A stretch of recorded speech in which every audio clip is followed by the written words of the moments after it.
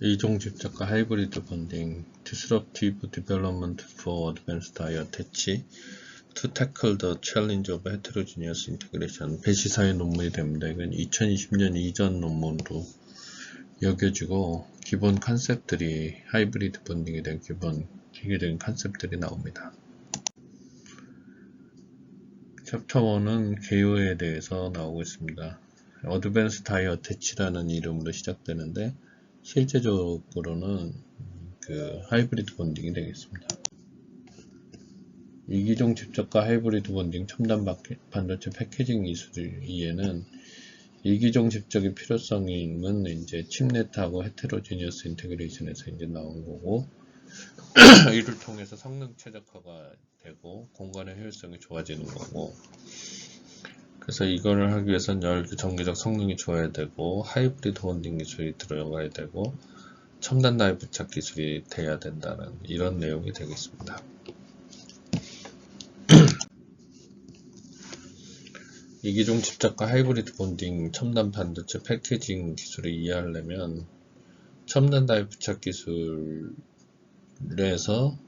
하이브리드 본딩이 어떤 역할을 하는지에 대한 건데, 결국은 2D, 3D 아키텍처인데 현재는 2.5D 아키텍처하고 3D 아키텍처에 이제 사용되고 있는 기술이라고 보시면 될 것 같습니다. 패키징 아키텍처의 선형력 밀도는 2D, 2.5D, 3D인데 결국은 2.5D하고 3D에서의 속도가 빠르게 나오게 되는 그런 걸 어떻게 해결해야 될지에 대한 결국 해결 방안이라고 찾는 거라고 보시면 될 것 같습니다. 선밀도가 2D 팬아웃 2.5D 했을 때 2.5D에서의 이제 선밀도에 대한 내용이 되고요. 차세대 통합 아키텍처를 보게 되면 결국은 3D IC로 갔을 때 어느 정도의 정밀도로 가는지에 대한 아이맥의 이제 3D 인테그레이션 로드맵이 되겠습니다.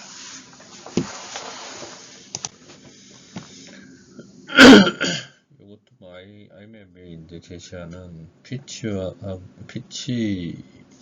대한 건데, 여기에는 다일렛, 칩넷 나오는데 다일렛은 이제 없어지고 칩넷하고 헤테로지니스 인테그레이션 정도가 핵심 기술로 남았다, 이렇게 보시면 되겠습니다.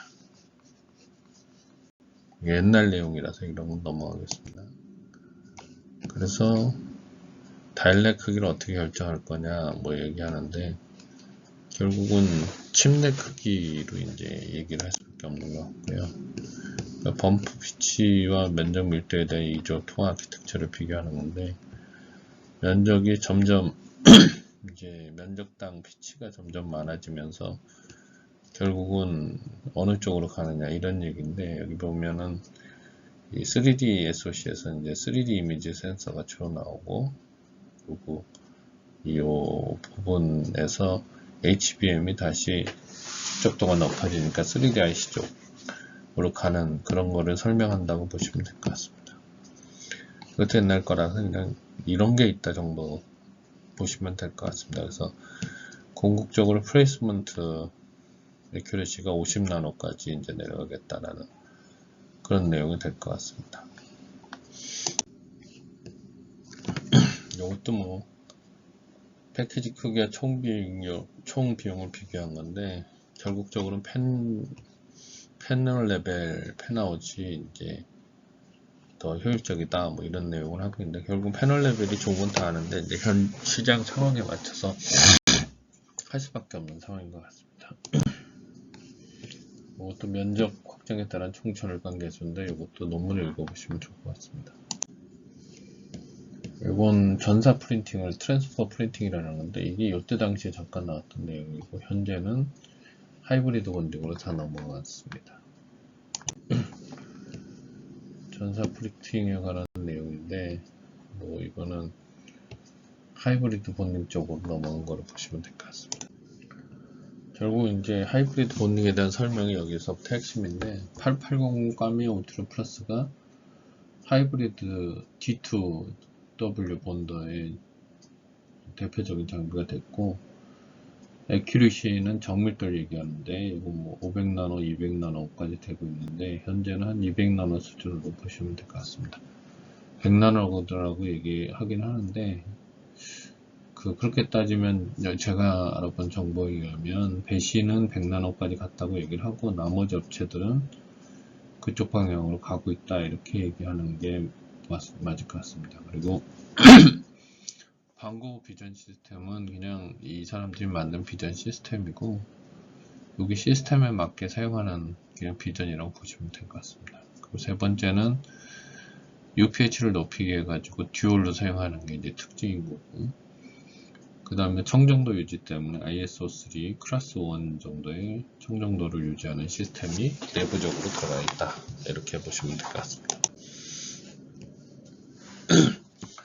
하이브리드 본딩의 설계 방향은 배시 걸 보면은 1마이크로에 3시그마 정도를 배치 정확도를 제공하는 분리 계측하고 순행을 기반으로 한 고급 캔트리 시스템을 사용하고 사이즈는 젠 3 레벨 650에 550까지를 생각하고 있습니다.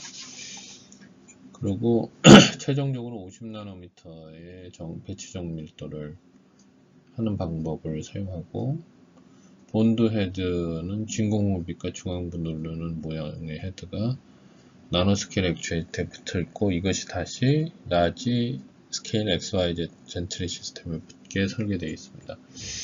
본드 헤드는 큰 Z 스트로크에 100에서 150mm 정도를 가진 Z축에 공동 세타 축에 장착됩니다. 그리고 4개의 노즐은 미리미리 범위의 개별 패러럴 다이 트랜스퍼를 할 수 있는 미니 Z 스트로크를 가지고 있어서 요거는 워킹과 스탠바이 포지션 관리만 진행합니다. 그래서 이후에 이제 시퀀셜 픽 앤 플레이스를 진행하고 나노스케일 플레이스먼트 애큐레시 얼라이먼트 시스템이 200나노, 100나노까지 진행할 수가 있고 클린룸 레벨은 ISO3 정도를 얘기하고 있고요. 생산성 향상을 위해서 206피치까지 높이도록 한다고 합니다. 그 피치는 40에서 10피치 정도를 생각하고 3DIC에서는 그런 정도를 생각하고 있고요. 10에서 2피치 정도에서 칩넷 2.5D 플랫폼에서 사용하고 5에서 1 마이크로 피치는 3D SoC에서 사용하려고 하고 있습니다. 패러럴 다이 프로세싱은 이제 배시의 장비 건데 커먼 Z축에 4개의 노즐이 들어가 있고 각각 인디비주얼 미니 스트로크를 가지고 있고 그리고 노즐을 워킹하고 스탠바이 포지션만 옮기는 데 사용합니다. 그래서 이게 시퀀셜 피킹 다이하고 그런 다음 컨커런트 트랜스퍼 4개의 다이를 동시에 이제 옮기고요. 그리고 컨커런트 어버드 비전 오브 4다이 4개의 각 다이에 대한 어버드 비전을 체크합니다. 그리고 시퀀셜 본딩 다이를 진행하고요. 병렬 다이 트랜스퍼인데 요거는 4만 CPH를 사용하기 위해서 하고 있는 개념인데 여기에 이걸 하기 위해서 이제 쿼트로 노즐 헤드를 사용하고 접착하고 피킹을 4개의 웨이퍼가 이제 순차적으로 선택되고 상향 카메라를 통해서 이제 병렬로 측정이 됩니다. 서로 차례로 순차적으로 접착이 되고요. 또 그런 차이가 있고 공동 Z축하고 이젝터 이동과 노즐 Z축 이동은 동기화는 이제 공동 Z축에 의해서 수행되고 그 노즐의 개별 미니 Z 스트로크는 작동과 대기 위치만 사용합니다. 그래서 이런 개념을 사용해서 한 2만 CPH까지 하는 기술을 만들었다고 볼 수가 있습니다. 뭐 이거는 아까 앞에서 얘기한 대로 분리계측 그리고 50나노미터의 정밀도 청정 기능 4만까지 맞추는 그런 기술이 되겠습니다. 배시 핵심은 이제 로드맵이 1마이크로 3시그마의 픽앤플레이스 애큐리시를 갖고 있고, 그 다음에 반고 2.0 본드 헤드 시스템을 갖고 있고요. 각 축에 하나씩 두 개의 이제 본드 헤드를 갖고 있는 그런 구조로 지금 갖고 있습니다. 그리고 각 축에 하나씩 하는데 두 개 헤드가 있고 거기에 4개 헤드가 장착되는 그런 구조로 되어 있습니다.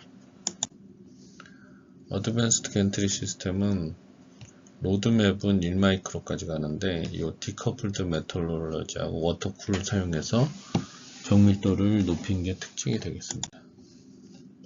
그리고 뭐 겐트리의 디커플링 예측하고 순행식으로 했을 때 어떻게 효율적인지에 대한 설명이 되겠습니다.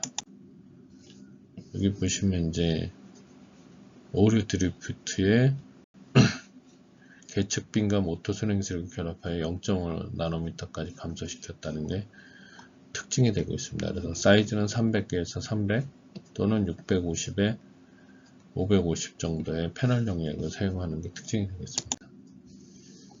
요건 이제 최종적으로 정리한 건데, 드리프트를 이제 했을 때 3-4mm 드리프트에서 0.5 마이크로까지 정밀도 개선했는데, 이게 디커플드 측정 시스템과 순행 시스템, 열과리 정밀 측정으로 이런 기능을 이제 구축한 거죠. 반고 얼라이먼트 시스템은 그냥 컨셉 정도가 페이턴트에 들어가 있고요. 이건 결국은 뭐 나노 액추에이터와 어드밴스드 겐트리 시스템 결합해서 그 얼라이먼트로 맞추는 그런 정도의 시스템으로 보시면 될 것 같습니다. 반고 얼라이먼트 시스템을 사용했을 때 유리 대 유리 정렬 성능 검사를 해봤을 때 서클에서 하는 게 좋고, 이랬을 때 한 200나노 3시그마의 글라스 투 글라스 얼라이먼트 프로세스가 진행됐다. 이걸 설명하고 있습니다. 200나노대 여기까지는. 결론은 뭐 트랜스퍼 프린팅 이런 건 없고, 병렬 다이 전송하고 겐트리 시스템, 그리고 반고 이제 얼라이먼트 시스템을 통해서 하이브리드 본딩을 나노미터 정밀도하고 클린 환경을 달성시켰다. 이게 이제 이 논문의 핵심이 될 것 같습니다.